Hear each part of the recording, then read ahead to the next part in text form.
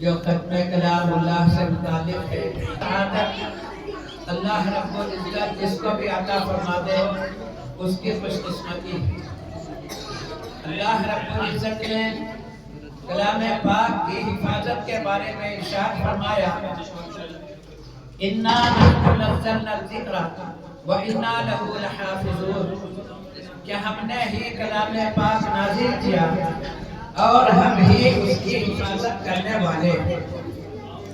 تو اللہ رب العزت نے کلام پاک کی حفاظت کا وعدہ فرمایا۔ اب جو شخص کلام پاک کی حفاظت کا ذریعہ بنے گا اور کلام پاک سے چمٹ جائے گا تو اللہ رب العزت اس کو بھی محفوظ فرما دے گا۔ یہ اللہ کا بہت بڑا کرم ہے کہ ہر مسلمان کے دل میں کلام پاک کی محبت اور عظمت موجود ہے۔ چاہے کوئی پڑھا لکھا ہو یا ان پڑھ ہو، کلام پاک کی محبت اللہ نے سب کو بخشی ہے۔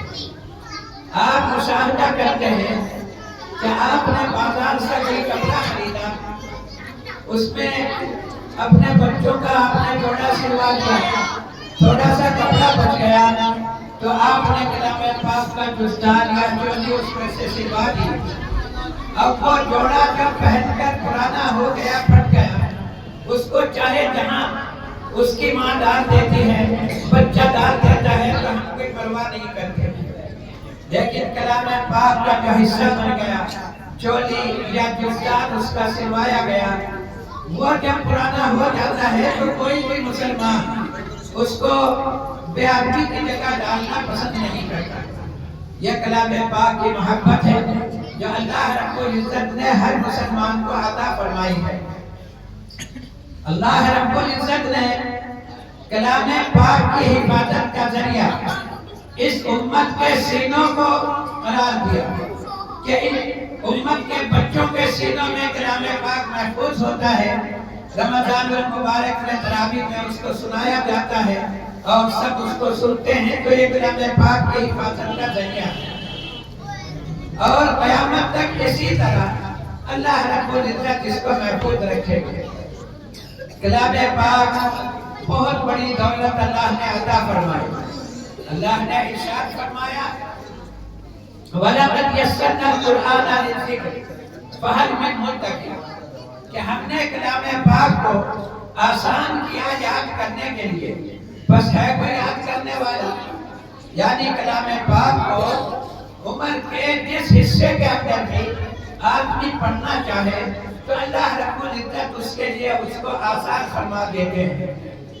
یہ اور بات ہے کہ بچپن میں زبان ٹوٹ جاتی ہے، سہولت کے ساتھ حروف کی ادائیگی ہو جاتی ہے، لیکن بڑھاپے کی عمر میں اگر کلام پاک پڑھنے کا شوق ہوتا ہے تو اللہ رب العزت کے یہاں اس کے اوپر بھی بہت بڑا اجر ملتا ہے۔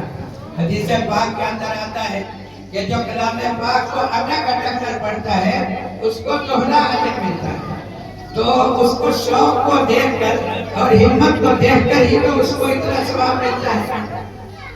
آپ کے ماحول کے اندر جیسے آپ دیکھ رہے ہیں، اس سلسلے میں ہمیں کلام پاک کی طرف خاص طور پر توجہ کرنی چاہیے۔ حضرت شیخ الہند رحمۃ اللہ علیہ کا نام پر اس مدرسے کا نام ہے جامعہ شیخ الہند، تو میں ابھی معلوم کر رہا تھا تو بہت پسند آیا۔ حضرت شیخ الہند رحمۃ اللہ علیہ کی وہ ہستی ہے جنہوں نے اس ملک کی آزادی کے لیے بہت زبردست قربانی دی، اور 3 سال 8 مہینے مالٹا کی جیل کے اندر انہوں نے گزارے۔ انگریزوں نے وہاں جیل کے اندر ڈالا۔ 4.25 سال کے بعد جب ہندوستان واپس آئے تو آپ نے یوں فرمایا کہ میں نے مسلمانوں کی بدحالی پر غور کیا تو میں اس نتیجے پر پہنچا کہ 2 چیزیں مسلمانوں کے اندر سے کم ہوتی جا رہی ہیں، ایک علماء سے تعلق اور دوسرے کلام پاک سے بے توجہ۔ اور پھر فرمایا کہ اب میرا یہ ارادہ ہے کہ اب باقی زندگی کلام پاک کی خدمت ہی میں گزاروں گا۔ چنانچہ ترجمہ شیخ الہند مالٹا کی جیل ہی کے اندر انہوں نے لکھا، اور پھر اس کا حاشیہ بھی لکھنا شروع کیا۔ 6 پارے لکھنے پائے کلام پاک اللہ رب العزت نے سب کے لیے آسان کیا. اگر کوئی طاقت کلام پاک کو مٹانا بھی چاہے تو وہ بچوں کے سینوں سے اس کو نہیں مٹا سکتی. اللہ تعالیٰ نے ان کے سینوں کو ان کے لیے دفتر سے بھی بہتر حفاظت کا ذریعہ بنا دیا. جب انگریزوں نے اسلام دشمنی نے بہت سے علماء کو شہید کر دیا، کلام پاک سے اس کے نظر آتش کرا دیے، تو پانی پت کے اندر ایک جگہ ایک بڑے افسر کا پروگرام تھا، تو اس کے سامنے دو بچوں کو بلایا گیا. ایک بچے نے پڑھنا شروع کیا، اس کو کچھ غلطی ہوئی تو دوسرے نے فوراً اس کو ٹوکا. تو اب وہاں کے ذمہ داران نے ان کو بتلایا کہ دیکھیے آپ جو کلام پاک کے لیے اس کو مٹانے کی کوشش کر رہے ہیں، یہ آپ کی محنت بے سود ہے. اس کی تو حفاظت کا وعدہ اللہ نے فرمایا. اب آپ دیکھیے کہ یہ بچہ ہے جس نے کلام پاک پڑھا، دوسرے نے فوراً اس کی غلطی پکڑی. تو ایسے بچے ہزاروں نہیں کروڑوں کی تعداد میں دنیا کے اندر موجود ہیں کہ جن کے سینے کے اندر کلام پاک کی دولت ہے. تو اگر پوری دنیا سے اس کو مٹا بھی دیا جائے تو اللہ تعالیٰ انہی بچوں کے نوجوانوں کے سینوں سے پھر اس کو کتابوں کے اندر منتقل فرما دے گی. تو کلام پاک کی بہت اونچی دولت ہے. اللہ کے نبی صلی اللہ علیہ وسلم نے ارشاد فرمایا من قرأ القرآن وحفظه ادخله الله الجنة وشفعه في 10 من أهل بيته كلهم قد استوجب النار. کہ جس نے کلام پاک پڑھا اور اس کو حفظ کیا، اللہ رب العزت اس کو جنت میں داخل فرمائیں گے، اور 10 ایسے آدمیوں کے بارے میں اس کی سفارش قبول فرمائیں گے کہ جن کے لیے دوزخ کا فیصلہ ہو چکا ہو. تو یہ کتنی بڑی خوش نصیبی ہے ماں باپ کی اور رشتہ داروں کی کہ ایک حافظ کے ذریعے سے اللہ رب العزت 10 لوگوں کو جنت کا پروانہ عطا فرما رہے ہیں. حدیث پاک کے اندر آتا ہے کہ حافظ قرآن کو قیامت کے دن کہا جائے گا کہ پڑھتا جا اور چڑھتا جا، جہاں تیری آخری منزل ہوگی وہی تیرا آخری مقام ہوگا. تو کتنا اونچا اللہ کی طرف سے یہ اعزاز ہوگا حافظ قرآن کے لیے. اسی طرح حدیث پاک میں آتا ہے، ابو داؤد شریف کی حدیث ہے کہ جس نے اپنے بچے کو کلام پاک حفظ کرایا تو اس کو قیامت کے دن ایسا تاج پہنایا جائے گا کہ سورج کی روشنی بھی اس کا مقابلہ نہیں کر سکتی. تو جب بچے کے ماں باپ کو ایسا تاج دیا جا رہا ہے تو خود اس بچے کو کتنا نوازا جائے گا. تو اللہ کے یہاں حافظ قرآن کا بہت اونچا مرتبہ ہے. آج دنیاوی تعلیم کی طرف بہت زیادہ توجہ ہے، ہم سب اسی دوڑ کے اندر دوڑ رہے ہیں. تو بے شک دنیاوی تعلیم بھی ضروری ہے، لیکن حفظ قرآن یہ بہت ضروری ہے. سب سے پہلے بچے کو حافظ بنایا جائے، اس کی بنیادی تعلیم پختہ کی جائے، اس کے عقائد درست کیے جائے. اب اس کے بعد چاہے وہ ڈاکٹر بنے یا ماسٹر بنے، جو مرضی بنے، تو بچپن کی جو تعلیم ہوتی ہے اس کا بچے کے اوپر پوری زندگی اثر پڑتا ہے. تو اگر بچپن کے اندر کلام پاک اس کے سینے میں محفوظ ہو گئی اور دینیات کی بنیادی تعلیم اللہ نے اس کے سینے میں محفوظ کر دی، اب وہ پوری زندگی جہاں کہیں بھی رہے گا وہ دین کا ماحول پیدا کرے گا اور غلط ماحول اس کو اثر نہیں کر سکے گا. وہ وہاں بھی اپنے ایمان کو محفوظ رکھے گا. اور یہ ماں باپ کی اہم ذمہ داری بھی ہے کہ اپنے بچوں کو دینیات سکھائیں. چنانچہ اللہ رب العزت نے 28ویں پارے میں ارشاد فرمایا، یا ایھا الذین آمنوا قوا انفسکم واہلیکم نارا وقودھا الناس والحجارہ، کہ اے ایمان والو بچاؤ اپنے آپ کو اور اپنے گھر والوں کو ایسی آگ سے جس کا ایندھن انسان اور پتھر ہوں گے. یعنی دوزخ کی آگ سے اپنے کو بھی بچاؤ اور اپنے بچوں کو بھی بچاؤ. تو بچوں کو اور اپنی بیوی کو بچانے کا مطلب یہ ہے کہ ان کو دینیات سکھاؤ، دین کی تعلیم ان کے رگ و ریشے کے اندر پیوست کر دو. بچپن کے اندر جب دینی تعلیم بچے کے دل و دماغ میں بیٹھ جائے گی، اب دنیا کی بڑی سے بڑی طاقت پھر اس کو مذبذب نہیں کر سکے گی۔ ایک واقعہ میں آپ کو سناتا ہوں کہ جب انگریز نے 1857 میں ہندوستان پر مکمل قبضہ جمایا تو اس نے یہ کوشش کی کہ یہاں کے تمام مذاہب کو مٹا کر صرف انگریزی جاری کی جائے اور بس انگریز مذہب رکھا جائے، عیسائیت۔ تو بہت محنت کرتے تھے۔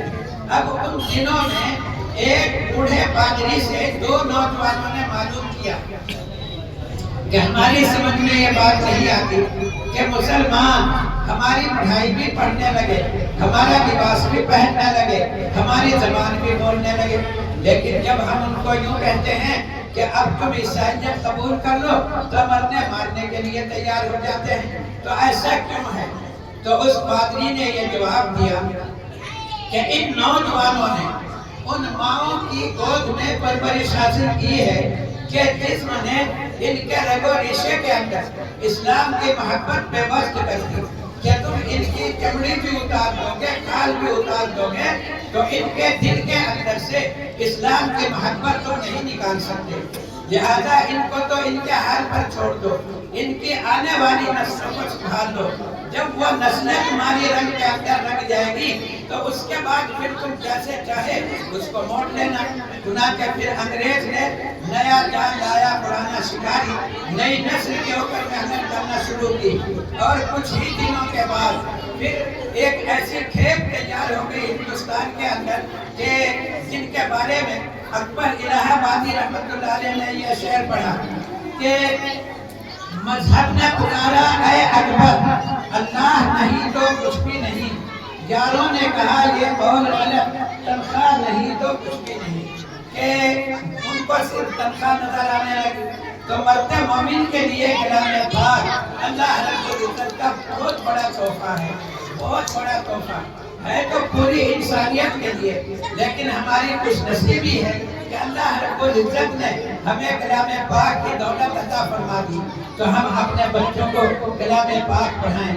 حدیث پاک کے اندر آتا ہے ان الذی لیس فی قلبہ شیء من القرآن کالبیت الخریب، کہ جس دل کے اندر کلام پاک کی مایا نہ ہو، کلام پاک کا دھن نہ ہو، وہ اجڑے گھر کے مانند ہے، یعنی جیسے ویران گھر میں شیاطین کا حملہ ہو جاتا ہے تو اسی طریقے سے جو کلام پاک سے غافل ہے ان کے اوپر بھی شیطان کا حملہ ہوتا ہے۔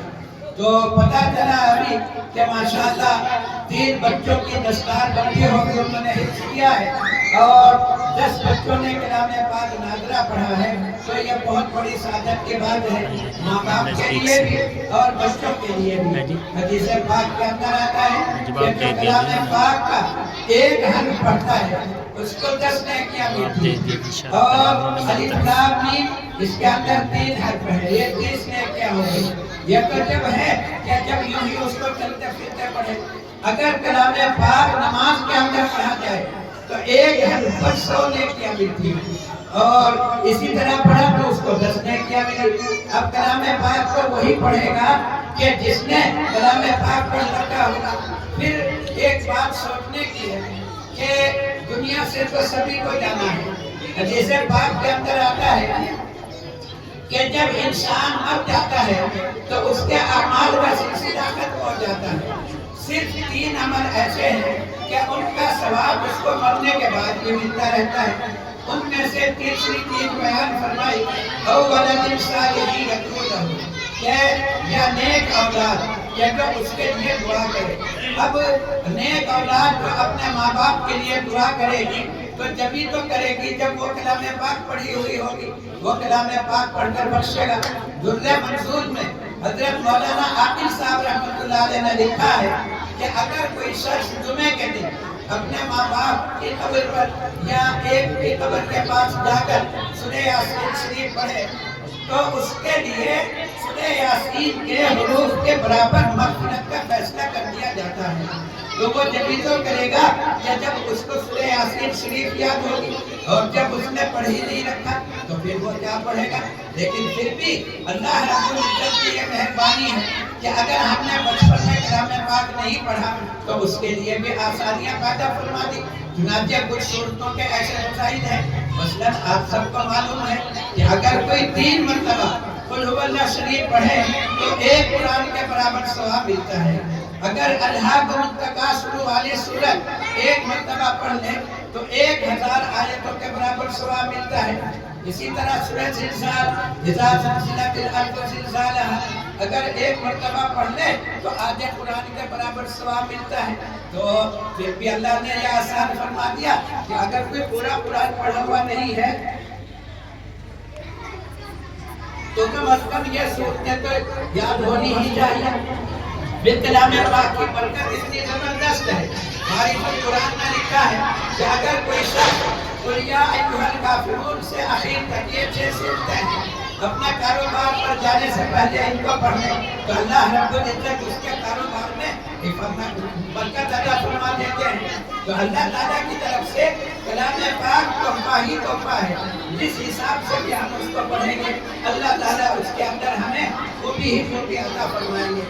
تو آج ماشاءاللہ آپ کی بستی کے اندر کئی ادارے ہو چکے ہیں، تو ہم ان سے خوب فائدہ اٹھائیں، اپنے بچوں کو مکاتب کے اندر بھیجیں، کلام پاک حفظ کرائیں تاکہ وہ ہمارے مرنے کے بعد ہمارے لیے صدقہ جاریہ بنے اور اللہ کے یہاں ہمارے بخشوانے کا ذریعہ بنے۔ اب حضرت مفتی صاحب تشریف لے آئے ہیں، ٹائم بھی ہو گیا، اللہ تعالیٰ ہم ان کی توفیق